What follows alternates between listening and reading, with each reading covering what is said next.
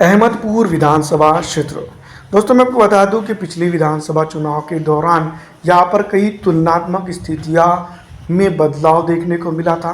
कई एक चीज़ें हुई थी जिसके लिए मैं आपको बता दूं कि यहाँ पर मौजूदा दौर के वोटर इलेक्ट्रॉल जिम्मेदार है। मैं आपको बता दूं कि पिछली विधानसभा चुनाव के दौरान बाबा साहेब पाटिल 84,636 वोट हासिल करके जीत दर्ज करते हैं। वहीं बीजेपी की बात करें तो मैं आपको बता दूं कि 55,445 वोट हासिल करके वो सेकंड नंबर पर रही थी है। इंडिपेंडेंट की अगर बात करें तो दिलीप राव राजे साहेब देशमुख यहाँ पर चुनाव लड़ते हैं, जो 54,846 वोट हासिल करके तीसरे नंबर पर रहते हैं।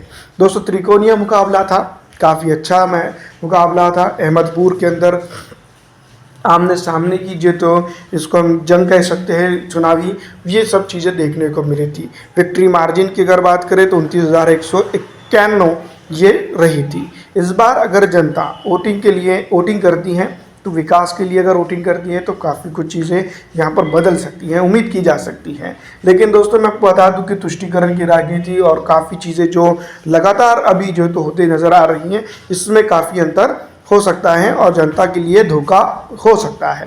दूसरी तरफ अगर हम बात करें अहमदपुर के अंदर जिस तरह से इंफ्रास्ट्रक्चर की है और बहुत सारी चीज़ें हैं, जनता ये तमाम तर चीज़ों के मुद्दों को फिलहाल तो छोड़ते हुए नज़र आ रही हैं। कहीं ना कहीं मैं आपको बता दूं कि इस विधानसभा क्षेत्र के ऊपर भी सबसे अहम और बड़ा मुद्दा ये रहेगा मराठा आरक्षण का। पिछली दफ़ा विधानसभा चुनाव से पहले अगर हम देखें तो ऐसे कोई मुद्दे भारतीय जनता पार्टी के भी सामने नहीं थे और कांग्रेस के लिए भी नहीं थे, लेकिन जो अभी फिलहाल इतना बड़ा मुद्दा बनकर उभरा है वो है मराठा आरक्षण। और मराठा आरक्षण का मुद्दा अगर कहीं ना कहीं रंग लग जाता है तो यहाँ पर हम ये कह सकते हैं कि भारतीय जनता पार्टी के लिए नुकसान हो सकता है, जिस तरह से लोकसभा चुनाव के अंदर हमने देखा।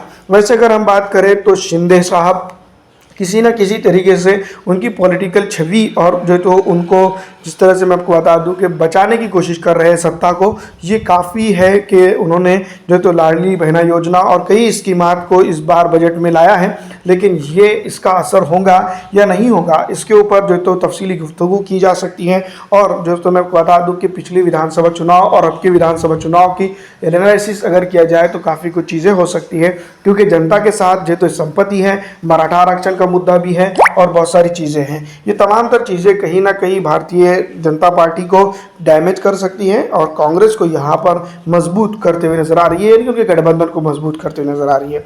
दूसरी तरफ अगर हम बात करें मुस्लिम पिछड़ा आरक्षित समाज की, तो पिछले 5 सालों के अंदर अगर देखा जाए तो कोरोना काल के अगर छोड़ भी देते हैं तो कहीं ना कहीं अत्याचार और प्रॉब्लम्स उन समाज के लिए बड़ी है। आपको क्या लगता है, कमेंट करके जरूर बताइएगा।